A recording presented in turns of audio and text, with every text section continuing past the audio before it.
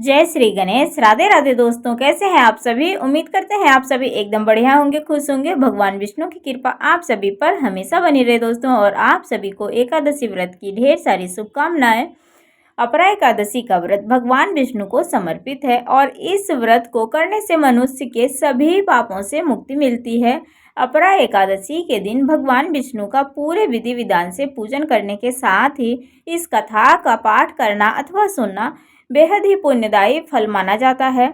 और दोस्तों, आप सभी को चलिए सुनाते हैं अपरा एकादशी व्रत की कहानी पूरा सुनिएगा दोस्तों। पसंद आए तो वीडियो को लाइक आप सभी जरूर कर दीजिएगा। तो कथा कुछ इस प्रकार से है। युधिष्ठिर ने पूछा, हे जनार्दन, ज्येष्ठ माह के कृष्ण पक्ष में किस नाम की एकादशी होती है और उसकी महात्म्य क्या है, मैं सुनना चाहता हूँ। उसे आप बताने की कृपा करिए। भगवान श्री कृष्ण बोले, हे राजन, तुमने संपूर्ण लोगों के हित के लिए बहुत ही उत्तम बात पूछी है। हे राजेंद्र, इस एकादशी का नाम है अपरा। यह बहुत ही पुण्य फल प्रदान करने वाली और बड़े बड़े पापों का नाश करने वाली है। ब्रह्म हत्या से दबा हुआ, गोत्र की हत्या करने वाला, गर्भस्थ बालक को मारने वाला तथा परिनंदक पर स्त्री लंपट पुरुष भी अपरा एकादशी के व्रत अगर करते हैं तो निश्चय ही सभी पापों से वह रहित हो जाता है। जो झूठी गवाही देता है, माप तोल में धोखा करता है, बिना जाने ही नक्षत्रों की गणना करता है और कूटनीति से आयुर्वेदों की ज्ञात्या बनाकर वैद्य का काम करता है, इन सभी में नरक में निवास करने वाले प्राणी हैं। परंतु अगर अपरा एकादशी करते हैं तो ये सभी पापों से रहित हो जाते हैं। यदि वह क्षत्रिय छत्र धर्म का परित्याग करके युद्ध से भागता है तो वह क्षत्रिय योचित धर्म से भ्रष्ट होने के कारण घोर नरक में पड़ता है। जो शिष्य विद्या प्राप्त करके स्वयं ही गुरु की निंदा करता है, वह भी महापाप से युक्त होकर भयंकर नरक में गिरता है। किंतु अपरा एकादशी के सेवन से ऐसे मनुष्य भी सद्गति को प्राप्त होते हैं।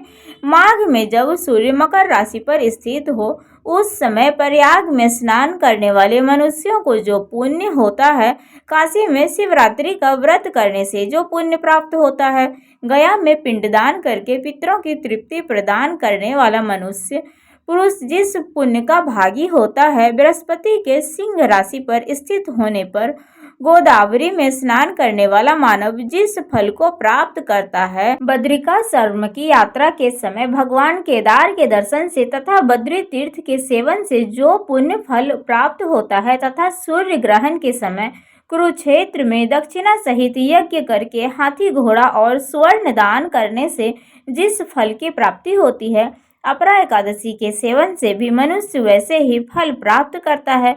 अपरा को उपवास करके भगवान वामन की पूजा करने से मनुष्य सब पापों से मुक्त होकर श्री विष्णु लोक में प्रतिष्ठित हो जाता है। इसको पढ़ने और सुनने से सहस्त्र गोदान के फल का प्राप्त होता है।